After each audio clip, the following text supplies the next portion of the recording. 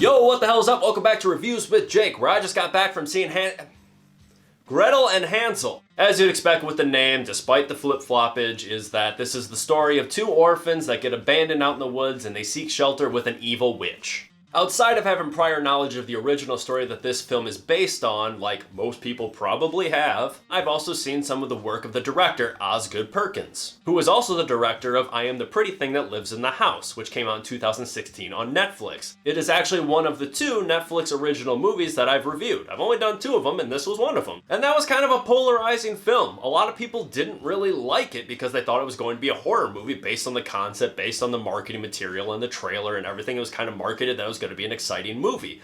But it didn't end up being that. It was much more of a slow burn, kind of an artistic approach to the ghost story that you've seen 1,000 times. I, for one, really liked it. I appreciated the cinematography, and it was a great movie. I gave it an A. I think that was a little high in retrospect, but, you know, hindsight's 20/20. So when seeing the marketing material for Gretel and Hansel, I kind of braced myself knowing that this director has a history of films like this. I was kind of preparing myself for something a little different. I opened my mind a bit. And I gotta say, I kind of enjoyed this movie as a result. First off, from a production standpoint, it is outstanding. The camera work is great. The lighting is fantastic. The color palettes? My God, this film is breathtaking to look at. Pair that with the soundtrack that was just riveting. Similar to I Am the Pretty Thing That Lives in the House. That one also had a great soundtrack. This guy's films with the visuals and the perfect soundtracks, they just marry very well together. Also, like I Am the Pretty Thing That Lives in the House, God, that's a long name. This movie is very narration driven, which if you follow my personal career in film,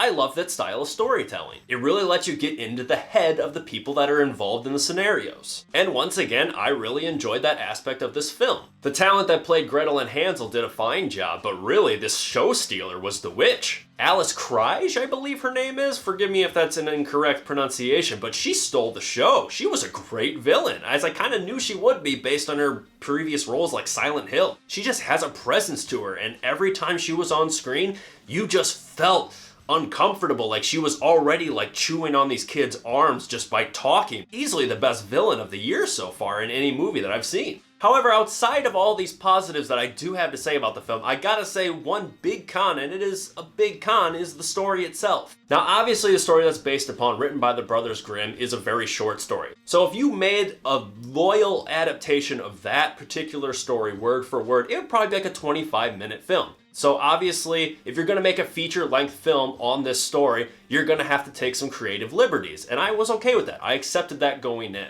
I'd say all in all, the decisions they made and the liberties they took were not the greatest. Admittedly, I humored them because I appreciated everything else going on, but I mean, it was a pretty glaring flaw. All in all though, I would say that the pros definitely outweigh the cons here. I enjoyed the movie. I'm gonna go against the grain and give Gretel and Hansel a B. Based on some of the very few reviews that I read after seeing the movie, it seems like I'm kind of lone wolfing that. I'd imagine that's because people looked at the trailer and thought it was going to be an actual horror movie. Orchestrated scares, you know, kind of your contemporary horror film. But I kind of was bracing myself for not getting that kind of a movie, which would probably explain the 5 little twerps, the high school girls that were in my theater a couple rows up, that were just on their phones literally the entire freaking time. Seriously, it was like gophers. Like one would have their phone up and put it down, then another one would pick it up, and it was just like boop, boop, boop, boop. There was always a phone in the air at some point throughout the movie. It pissed me off. They were texting, tweeting, checking out Snapchat stories. They were doing anything they could to not watch the movie. Before I go on too much of an old man rant about kids and their cell phones, the point is they went into this movie probably expecting a horror movie with a lot of stimulation.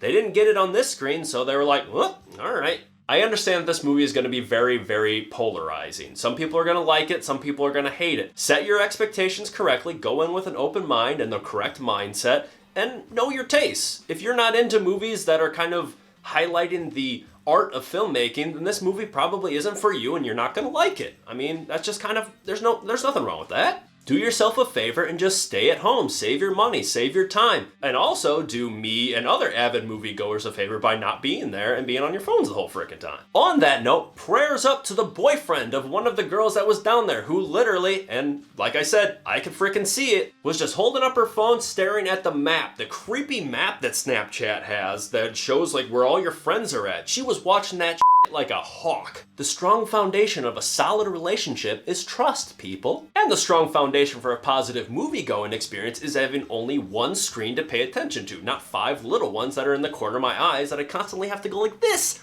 to block out. Movie-going etiquette, people. Come on! Alright, done with the rant. Sorry. But that's just me. What do you guys think? Let me know if you agree or disagree in the comments below. And make sure you're subscribed to this channel to stay up to date on new reviews coming real soon. Thanks for checking in.